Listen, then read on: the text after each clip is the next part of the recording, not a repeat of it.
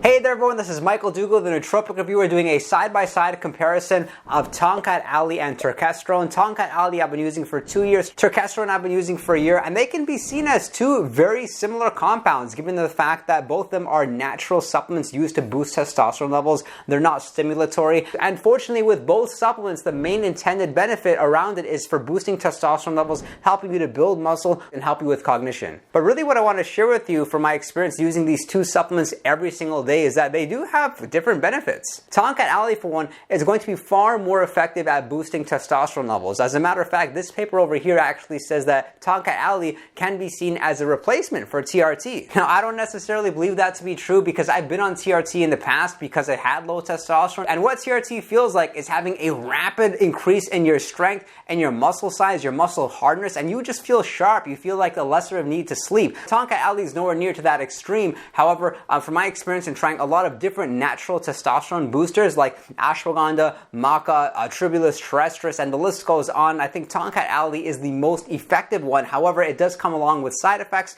and I really don't think it's that great for cognition. And what a lot of people don't realize is that historically it was actually never even used to build testosterone levels. What it was used for was for things like helping with fevers, bacterial infections, and then erectile dysfunction. So it's really been the past couple of years when Tongkat Ali has gotten all this hype, but rightfully so, and we have a number of anecdotes out there where people have actually reported their blood work before using Tongkat Ali and after using Tongkat Ali and seeing good measures of their testosterone being up, like their total testosterone and their free testosterone, myself included. And we have more than enough research showing that Tongkat Ali can actually help you with your body composition. These are 5 great studies that were done over time showing that it can increase fat-free mass, which basically means more muscle mass, less body fat, and it can also help with strength, not only with males but females as well. Okay, now what is Turkesterone? Because Turkesterone, on the other hand, got a lot of hype just over a year ago, and a lot of people have looked at it as snake oil or as like a trendy supplement, but it's been my experience that it also does work well. It may not work as well as Tongkat Ali for boosting muscle or boosting testosterone, but I do feel like the benefits that you should expect to get from a testosterone boosting supplement. Keep in mind, you and I are different. I'm somebody that's very sensitive to nootropics, and I'm especially sensitive to anything that could potentially boost testosterone levels, given that I've always been kind of like medium to lower levels of testosterone. And what I have liked about using Turkesterone so far is I feel better bone strength, and I also feel like I get a much quicker recovery after workouts. As a matter of fact, my cardio is up too. Like going on the treadmill, for example, my endurance has never been this good, though I didn't really feel that benefit from Tongkat Ali. If anything, I felt like a bit of muscle strength, especially at the beginning stages. However, as time progressed from using Tongkat Ali, I didn't feel the same effects that I felt within the first month using it. And I've talked more about that in this video right over here. It's not like with Tongkat Ali, I would say there's withdrawals. It's just that it doesn't work as well as it initially did, and that's even after taking long breaks from it. Like with Tongkat Ali,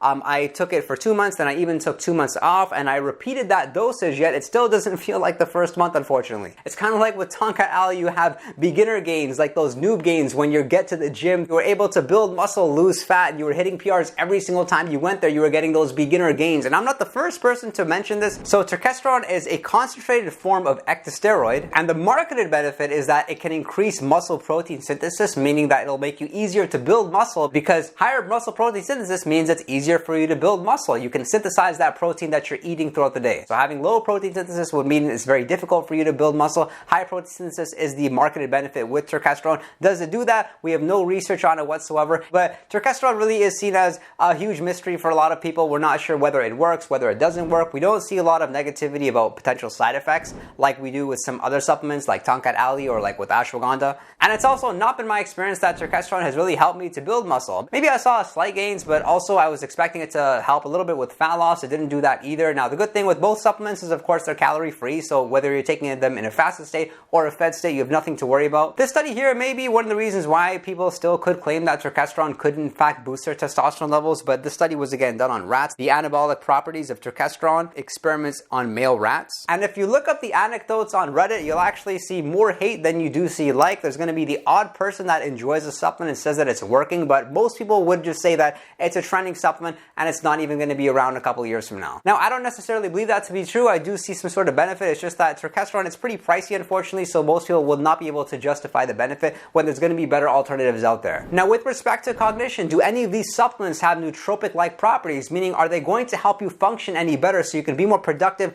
and experience less stress? Now, in theory, both supplements should be helping with cognition because of the fact that they are are adaptogens, meaning that they are supplements which are supposed to help the body better tolerate stress. So when you have a stressor, you're less likely to go into fight or flight mode. You're better able to handle that stressor and still be rational in your thinking. And as much as I love Tongkat Ali for boosting testosterone and muscle growth, I saw no nootropic benefits whatsoever. I don't think it helps with cognition. If anything, I think it can make you slightly anxious, meaning that it will actually hurt you. However, if Tongkat Ali is improving your testosterone levels, then likely it will help you with cognition, especially if you're somebody that has low testosterone levels, because that also in many cases means slower thinking, less energy. So Tongkat Ali, it might be able to help you that way because the mechanism of action in which it could work, help you cognitively, would be boosting testosterone levels. However, with Turkesterone, I actually feel a little bit more of a cognition boost than I do with Tongkat Ali. I'm far less likely to procrastinate on my work. It's like from the moment that an idea hits me, I'm able to execute. I'm a little bit less likely to have self-limiting beliefs or kind of prejudge something and be assumptive about it before actually executing on it. A practical example could be like sometimes we know we have to call somebody, but we make excuses not to make that call. Like with Turkesterone, I find that I'm not thinking and I'm not procrastinating enough, and I'm just able to get that task done. The typical fashion in which I'm using it now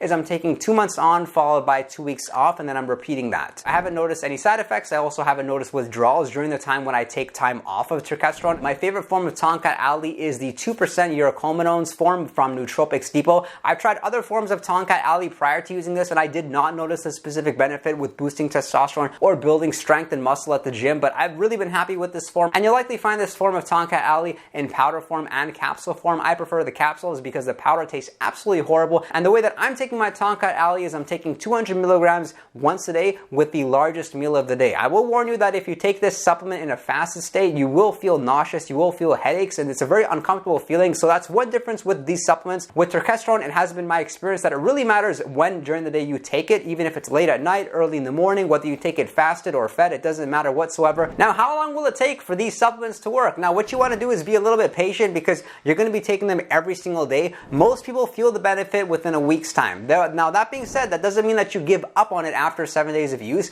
but if you don't feel anything happening between 14 to 21 days, then probably won't feel anything if you were to continue taking it. And both supplements are not stimulatory, so don't expect to have a big energy boost immediately after taking it. In fact, don't expect to feel anything different at all. Now, provided that you're objective about your measures or you get your feedback from your closest peers, you'll probably notice whether or not it's worth getting in the future. For me anyway, I'm going to continue using both supplements, Tongkat Ali being very good with building muscle, with boosting testosterone levels, Turkesterone being better at joint health, at helping me with recovery and also helping me prevent overthinking. And I'm wondering what you think about both these supplements. Make sure to comment in the description box below. Drop a like. Don't forget to subscribe if you want to see more videos. And if you'd like to chat with me one-on-one, you can do so over on Patreon or send me a direct message on Instagram. And don't forget to visit our Discord server, which has a 24/7 chat room where we're answering questions in a time-sensitive fashion and having a whole lot of fun. I thank you for your interest in nootropics and look forward to seeing you next time.